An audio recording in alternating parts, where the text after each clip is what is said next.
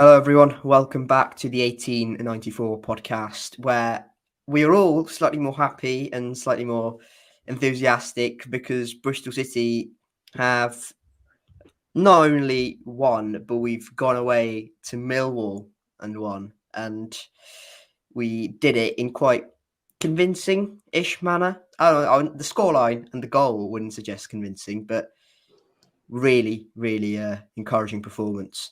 I have Matiss with me as always. Third podcast in a row. How are you doing? I know you went to Millwall away. How are the scenes in that away end at the end? It was great. I mean, going to the Den, it was always going to be a tough match every year going there. I mean, we drew 0-0 last year, and going through to that 90th minute, I was worried it was going to be the same. But no, we both predicted a loss. But we went in there. We thought it was going to be a hard game. No Alex Scott, of course, but we fought well. We were determined. I thought we played better, and I thought we deserved it. And then just absolute limbs in the away end as Matty James puts it away in front of us. It was great.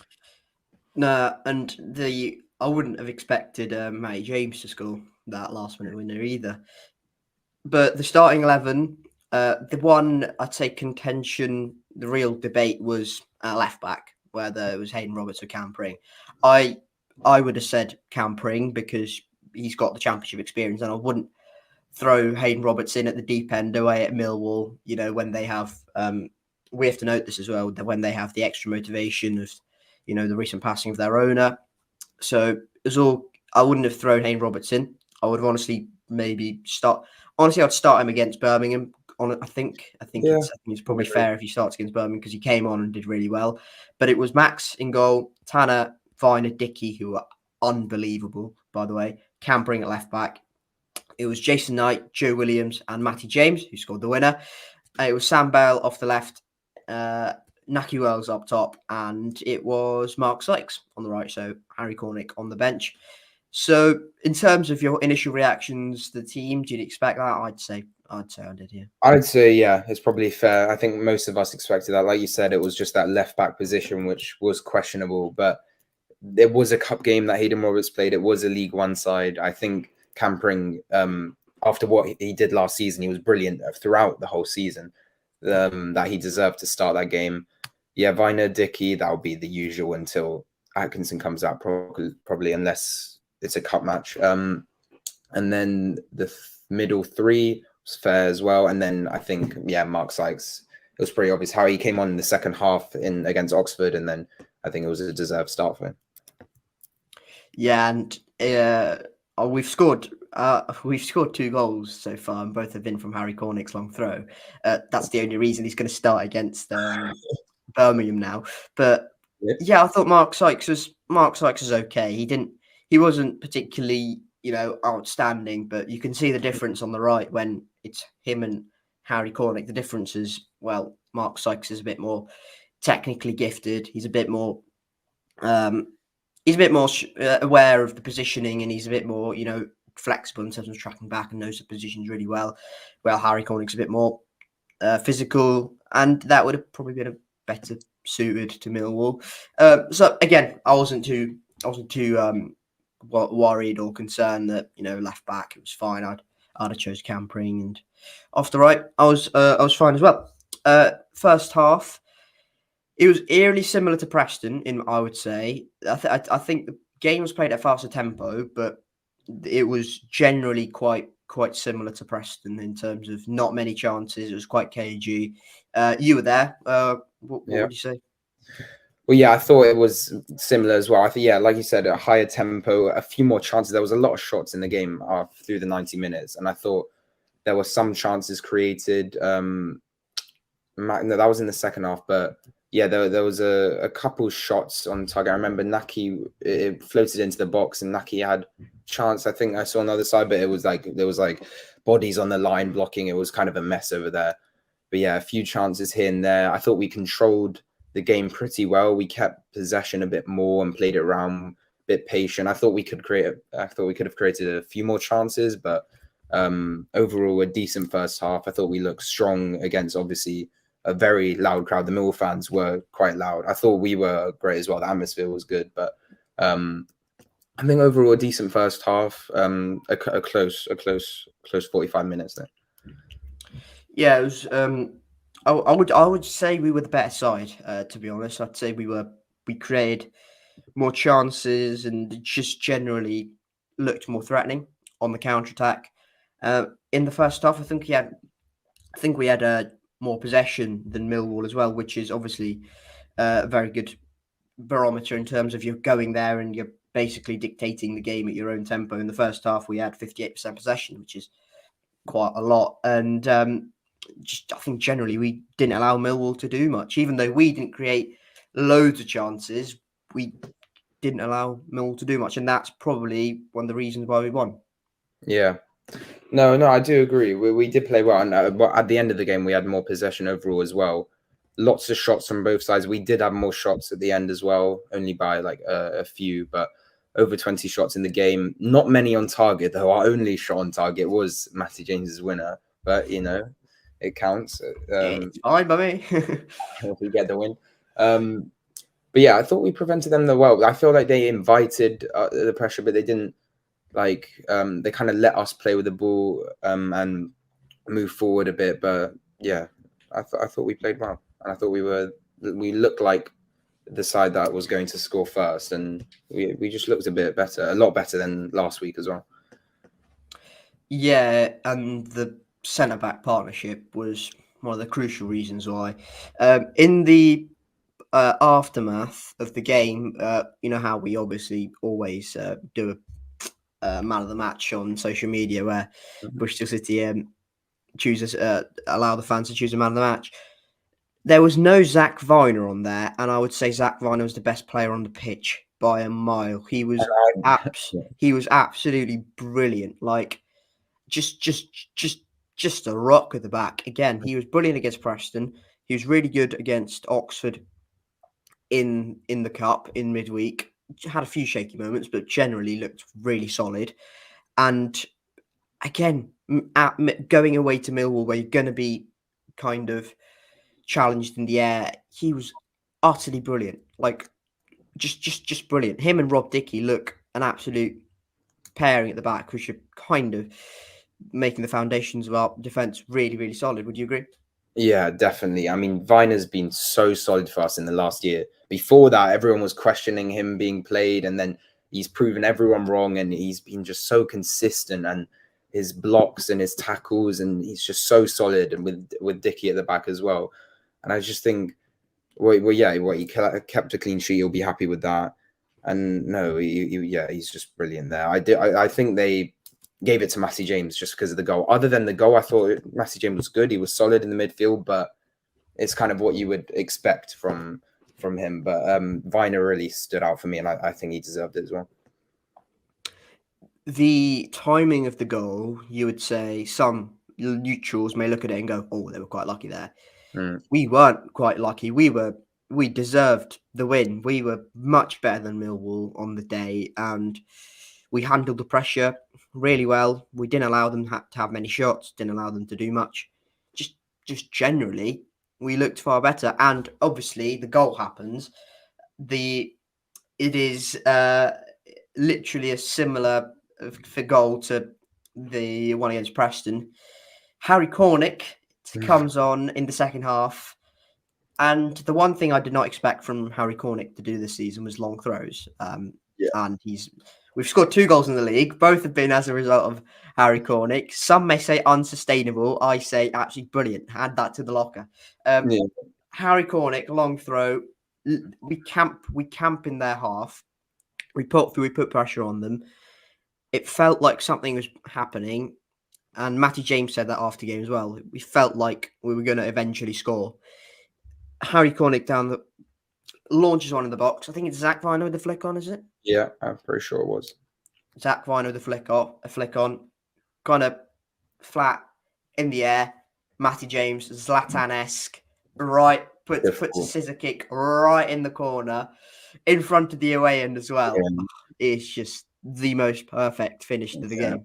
It's just you have to love last minute winners at an away day. I mean, I went to QPR a couple of years back now, that Naki Wells last minute winner. It just doesn't get better than that. The limbs were insane. Harry Cornick. The funny thing, he looked at the fans as well before he was going to take that throw in, and he smiled and he like knew he was about to pull something off, and he did the exact same thing. Another flick on, just like Preston, and then it just landed perfectly to Matty James, sliced it bottom corner, running to the way. It was perfect. But yeah, I thought it was a good goal. I mean, we have to score other goals, I think, in the future, and we can't just rely on Harry Cornick's long throws. But no, it was a great goal for sure, and a deserved win.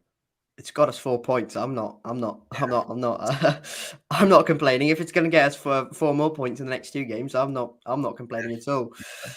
No, just generally, even with the fact that you may say, some people may say, oh, this is unsustainable. We can't keep relying on Harry Cornick's long throws to get us points.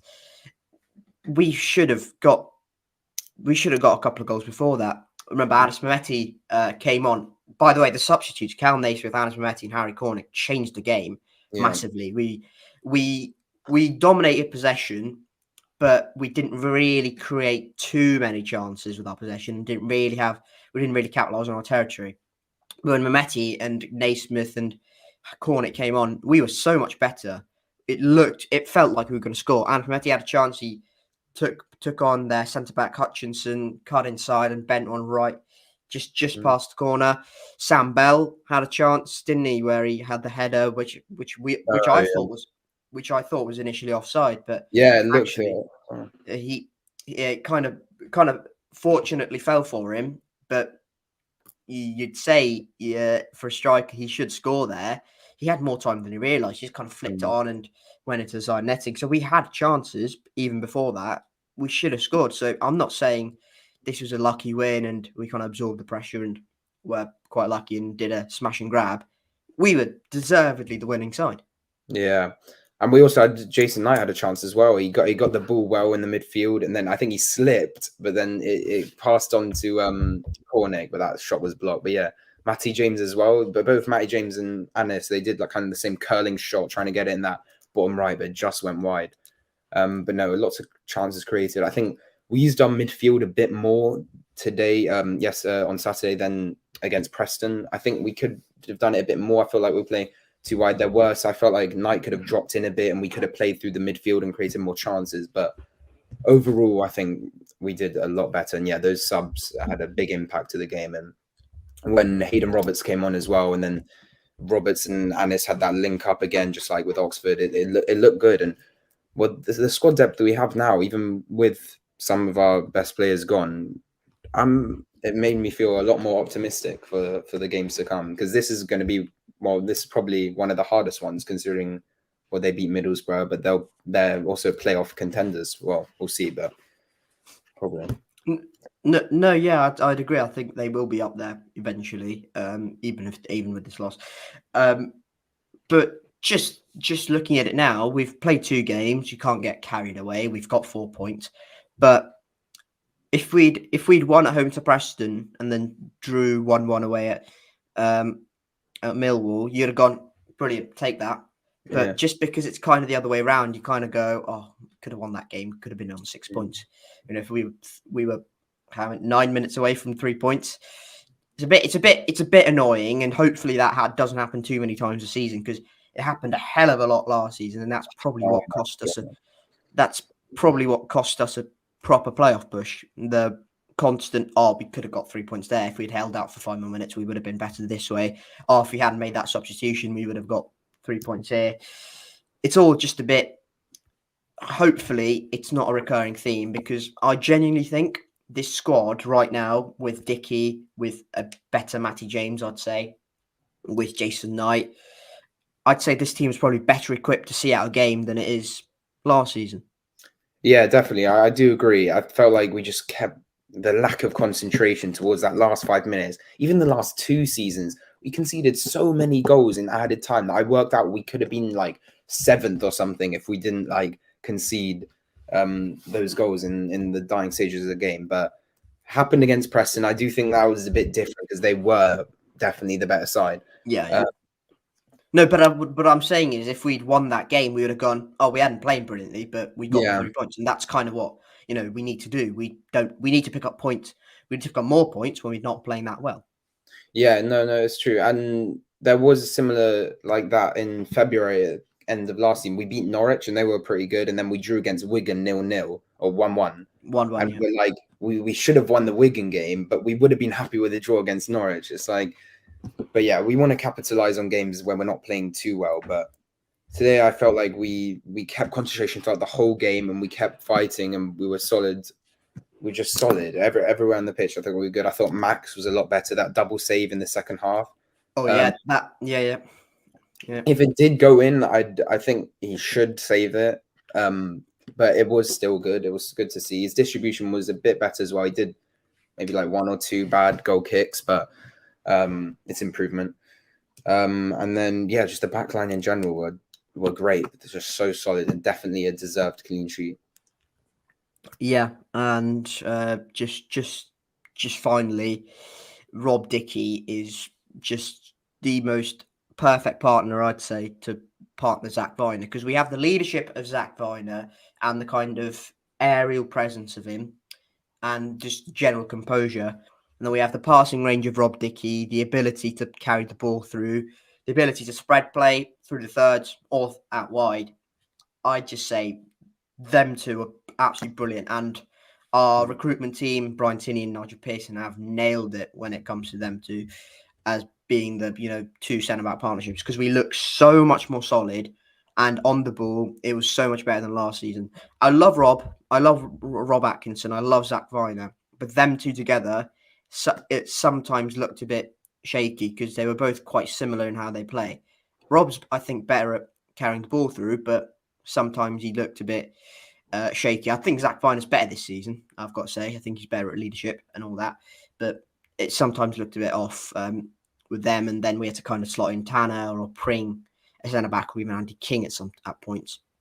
And Thomas Callas when he was fit. But generally, Rob Dickie outstanding, Zach Viner outstanding. If both of them can stay fit for the whole of the season, and Zach Viner signs a new contract, we are laughing, absolutely laughing, because they are absolutely brilliant for us. They're great, and yeah, I do think like Rob Atkinson did it last year as well. Moving forward with the ball as well, he drives into the middle. That does happen with Viner as well. I think against Preston, he moved all the way up into the final third as well for a chance.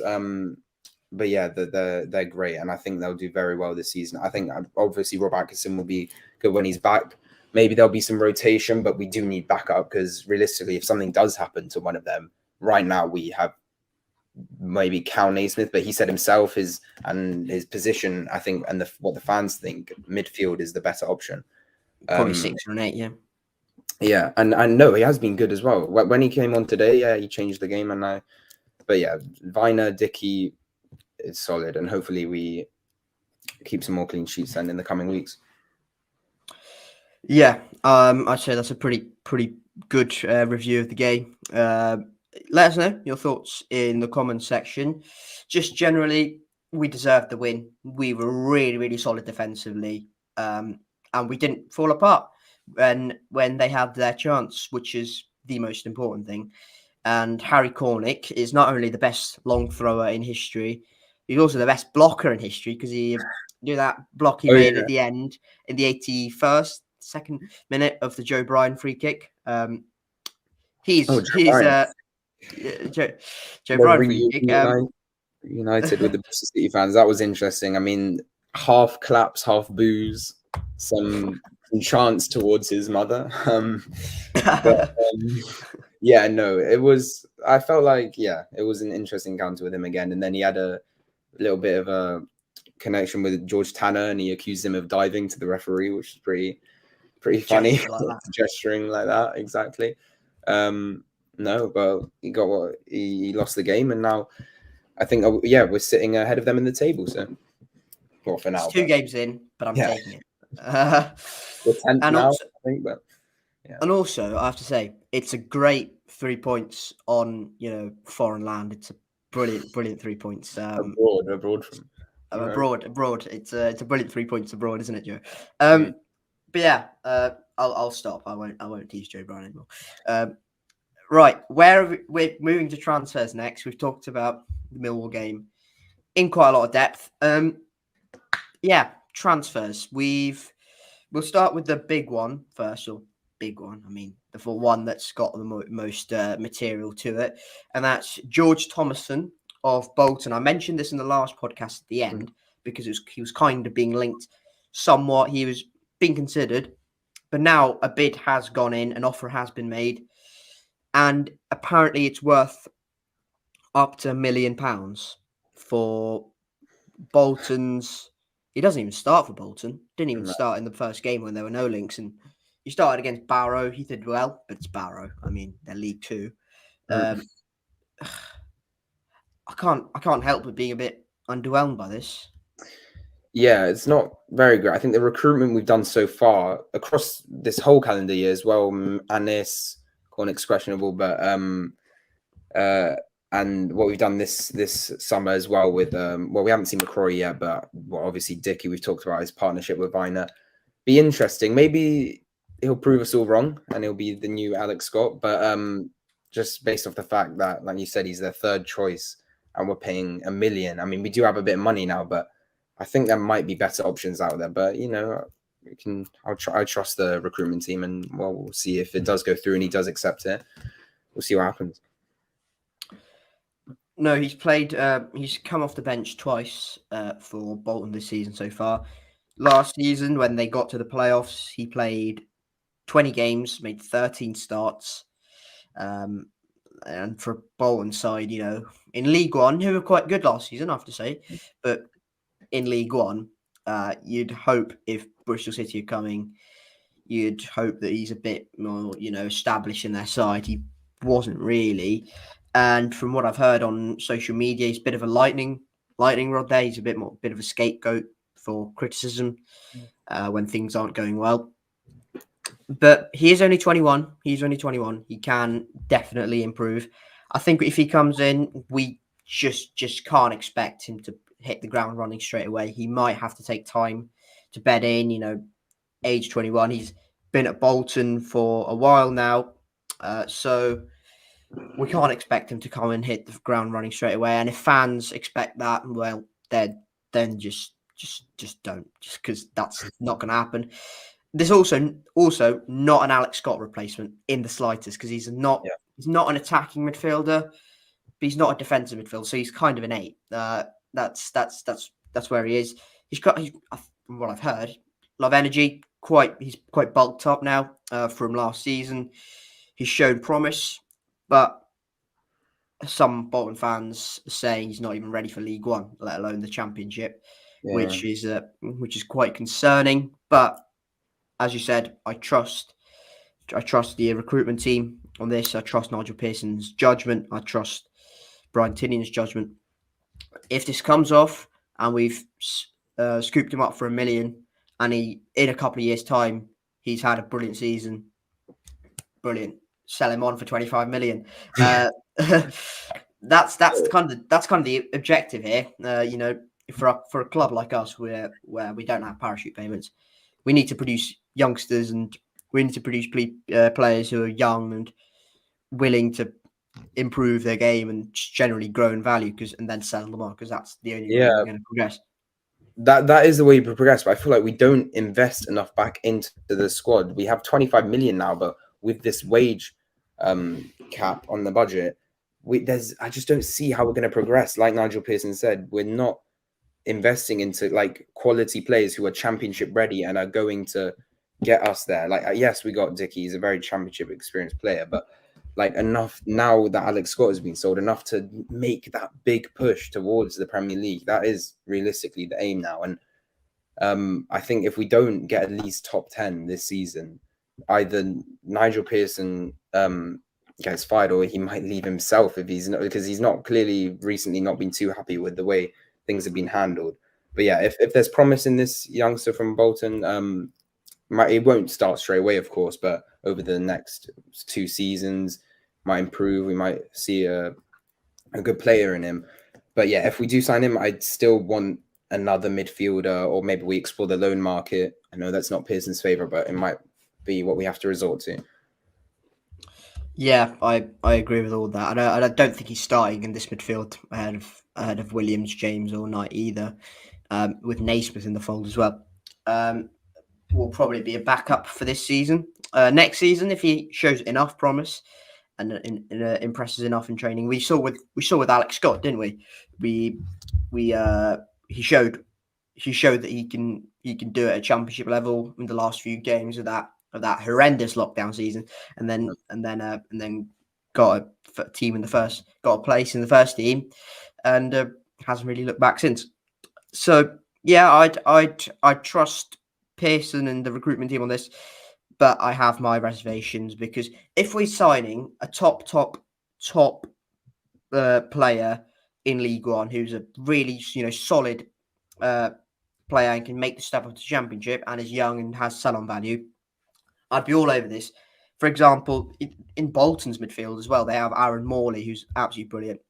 Was absolutely brilliant in League One last season. Has started this season on fire as well. So it's players like that where we want to invest young, but have impressed in the division below and can make the step up realistically. I have my reservations, but I think you got to trust them. I think that's probably a fair judgment so far because we've nailed the recruitment so far. I also want to touch on Yeboah from the game as well, because he did make his debut against Oxford. Looks like a very fast player, another good youngster. He's only 17 as well, and then he's given already his championship debut as well. So I think they see quite a lot of him. But yeah, what do you think of his little cameo? For the goal, it was quite funny actually. It was Millwall fans complaining on Twitter that he'd kind of push their defender over to allow Zach Viner to get the flick on. It wasn't a push. It was just pure physical play. It was really good in the air. Yeah, he looks a talent. Is he Italian? I think I believe Yeboah. He's quite good. I hope he has a bit of Italian in him. That reflects on the pitch. That's brilliant. But yeah, it's always hard, isn't it, for a striker to come on and at such a young age and kind of set so the championship alight. He may not be ready yet. We saw with Palmer Holden, didn't we? He kind of got slowly introduced. He kind of got with the lads in terms of training sessions, but then went out on loan to Newport. And there's three games there. Has been brilliant for them so far.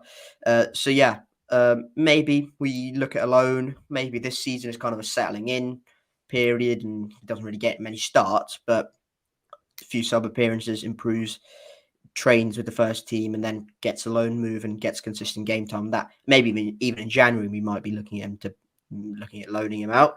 But yeah, I think generally it's good that we get more players from the academy getting first team minutes, because I think that's the main aim.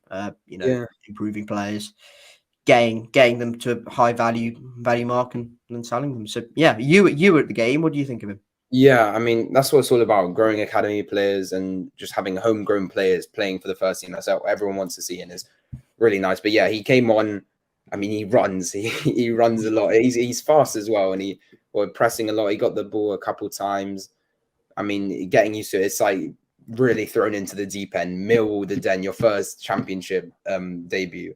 But I think he's promising. I think he could be like a Semenyo type striker. He looked decently strong, but like that would be brilliant if that eventually comes to that. But other youngsters, Omar Taylor-Clark and Marley Francois, I don't know where they are right now or what's happened, because Omar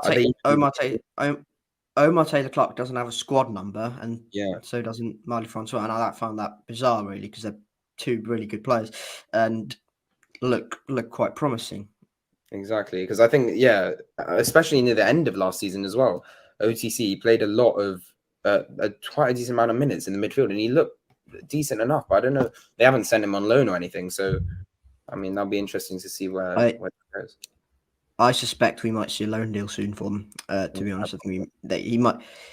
Taylor-Clark might go to League One, and Francois might go to League Two. I think that might be the way.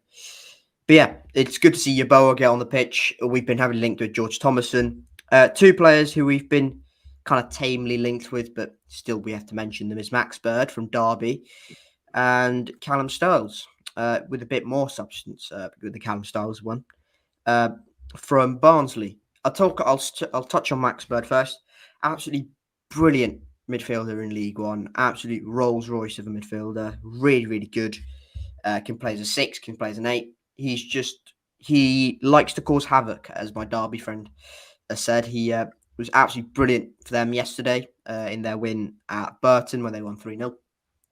And just generally looks a really solid player and has played in the Championship before, so I think he can definitely make the step up comfortably.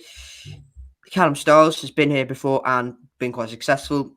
Barnsley's playoff campaign, he was absolutely instrumental, playing a left wing back and or in centre midfield. Absolutely brilliant. Can really good going forward. Decent defensively, as I said, flexible in terms of playing in midfield or at left wing back. Generally a really good player. Spent last season out on loan at Millwall. Got decent game time, but I don't think it was enough to convince Millwall to buy him for 2 million, which is what the prices we're linked with. Coventry are also interested, which I'm not surprised about. But yeah, what are your thoughts on them two players? Because it's another centre midfielder, and it's kind of a left wing backy centre midfielder, but I suspect he'll be in playing centre midfield. Yeah, because I don't think we need a left wing back right now. We don't play in that 5 back anymore. We're now kind of solid at that 4 at the back, and now that we do have 2 left backs, probably in the midfield. But yeah, I do like the look of Max Bird, and I think just a midfielder. He's more well known and obviously more established than Thomason, who plays for Bolton. But no, it'd be good to get. I think midfield is the place that we need to strengthen more than striker, in my opinion. Well, and I think a lot of Bristol City fans would agree. It's also been said that we are looking to get a striker in this month, which would be quite a statement of intent, really, and kind of a show that, your place is not guaranteed in the squad because we're getting more players in that position. We're quite stacked up front. Cornick, Bell, Mehmeti, Sykes, Conway when he's back, Naki Wells, and Yeboah now as well. So we're quite stacked there. So if we get another forward in, that's quite, it might be saying, we don't really need one, but it's quite a statement of intent, I'd say. Yeah, it is. But if we do get a striker or a forward as well as a midfield, that would be ideal. I don't see us making more than 2 more signings, to be honest. I think it would either be 1 or 2. But yeah, we saw Sam Bell on Saturday against Millwall play up front once Cornick came on, because then Cornick went to the right, Mehmeti to striker. I thought he was decent. I didn't think he had a lot of.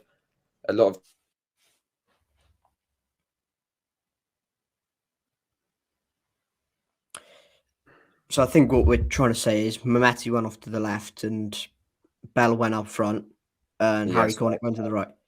Yeah, striker off. But yeah, I thought Bell was decent. He had, like you said, that header chance was okay. It was, I mean, yeah, he had a bit more time. He could have finished that off, but he didn't have too many chances to play off of. But I thought he had a decent game. But he will be playing quite a lot this season, I think. But Mehmeti did look strong again. I think he's looked a bit better, and he could come into contention. But I do see. Well, to be fair, who do you think will be starting on Saturday against Birmingham? Well, I'd still think it'd be Sam Bell off the left, to be honest. Up top will be Naki Wells. Yeah. On the right, probably Harry Cornick. Probably, I'd say it's probably Harry Cornick. Because Birmingham won yesterday as well against Leeds, a late penalty. It was, and what was their result in the opening day? 1-1 away at Swansea.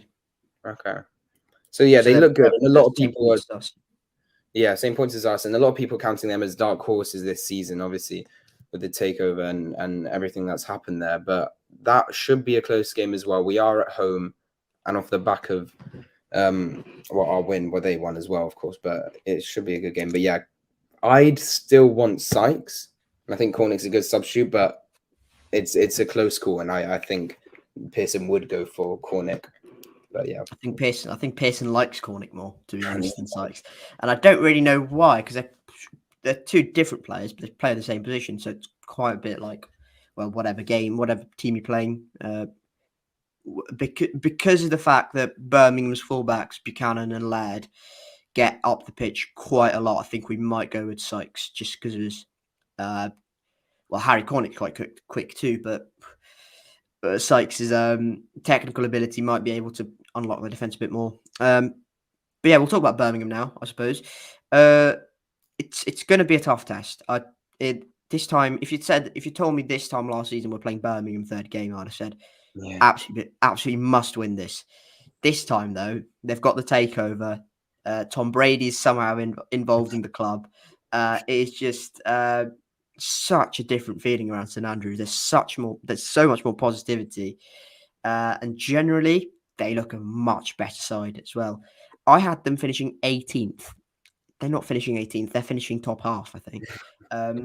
I underestimated 12th or something. I had that because I knew they'd improve a bit, but yeah, for the last few seasons they've just been hanging around that like 18th. Literally, that's all the only place they finish in. But yeah, they look a lot more promising this season, and it will be a really tight game. I think it'll be a good game as well. But yeah, no, I think it should be two teams who are kind of progressing and improving as teams and as clubs. So yeah, it should be a good game.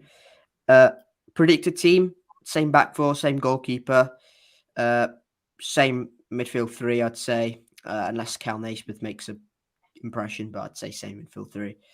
Yeah. Up top, I'd go with Cornick on the right, Bell and Wells, in my opinion. So one change I'd make. Yeah, I agree as well. I think it'll be exactly like that. What was interesting is in the matchday squad against Millwall, Stefan Bajic was on the bench, and he hasn't really been in any matchday squad over Harvey Wells Richards. And I think a lot of people are thinking, I think we got him, and it will be like, who's that? What was his name again? That Hykin.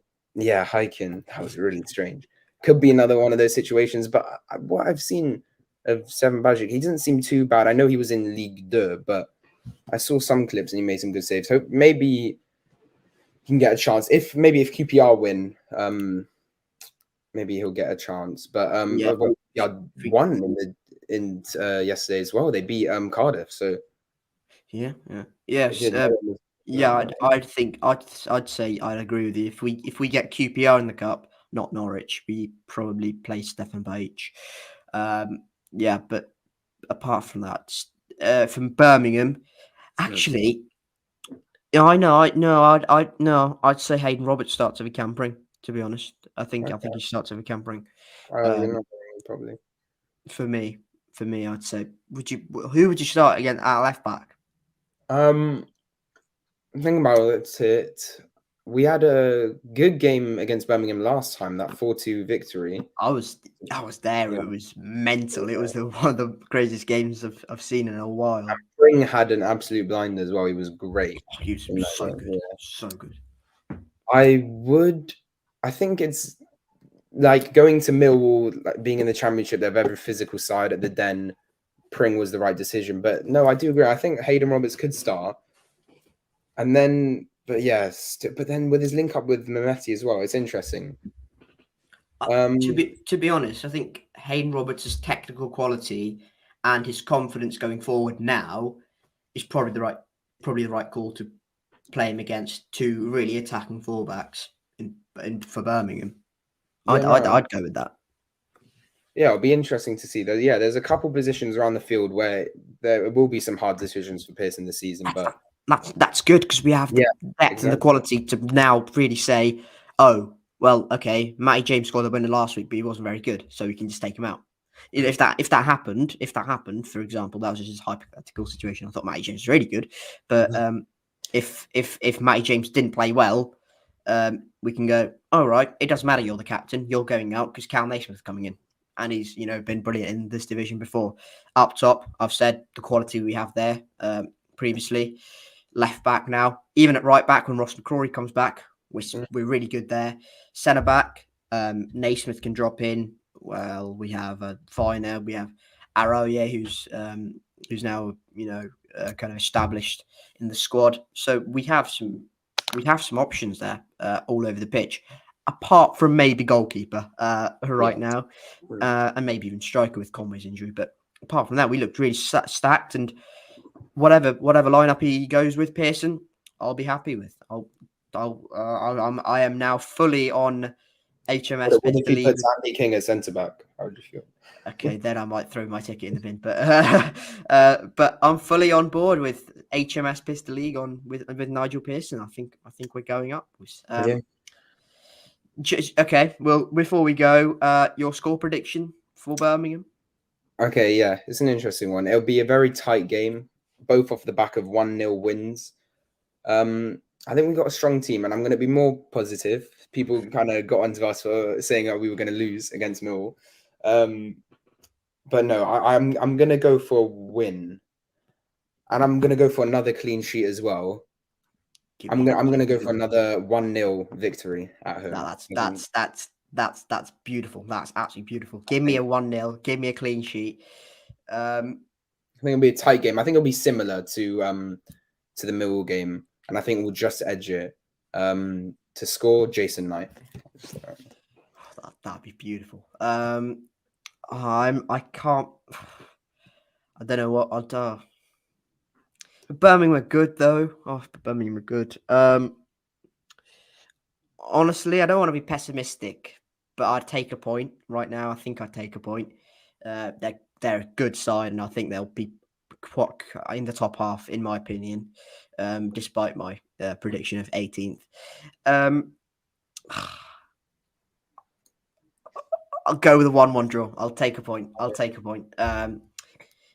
Who do we have after that? Hull away, don't we? Hull away on a Friday night.